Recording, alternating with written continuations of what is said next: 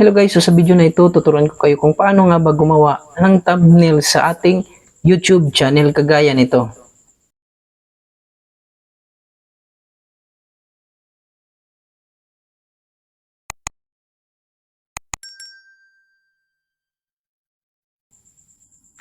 So ang unang gagawin natin guys, punta tayo sa ating Play Store at dapat naka-install na sa atin yung tinatawag na PicsArt. At dito guys, meron akong PicsArt na nakalagay. So pipindutin ko na lang po ito. Pagkatapos guys, pipindutin natin tong plus sign sa ibaba. At dito guys, maghahanap tayo ng background. Para sa akin guys, yung blank na lang. So ito, blank na white. Pagkatapos guys, pipindutin natin tong tools at crop.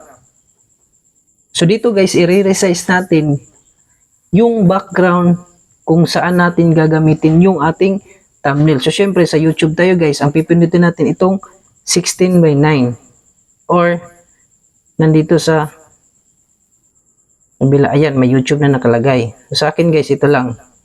Katapos guys, check. At dito maglalagay na tayo ng design na kung saan angkop sa video na ating ginawa. So sa akin, for example, gagawa tayo ng tutorial. So ito guys.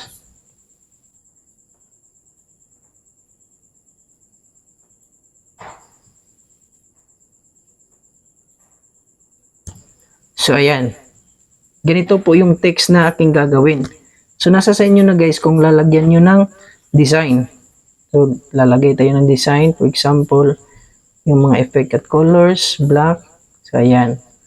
At dito guys, syempre, para mas maganda, lalagyan natin ng photos or pictures natin. So ayan, may na pictures na po ako guys. Tapos add. At dito, lalakyan lang natin. Ilipat lang natin. So ayan. Pagkatapos guys, para yung tatanggalin natin yung background nito is nandito sa ibaba yung remove BG. Pagkatapos remove background. So ayan. Kusa po siyang aalis at lalakihan lang natin guys. Ayan. So kayo na pong bahala kung ano yung gagawin ninyo sa inyong mga thumbnail. So ayan. Dito guys, pwede din tayong maglalagay ng mga para gumanda ang ating thumbnail. So dito yung, for example, tutorial guide sa ating Facebook. So lalagyan natin ng Facebook logo. So ayan. So ayan. Pindutin nyo lang po yan. Tapos kayo na pong bahala kung saan niyo ilalagay yung design ng Facebook logo.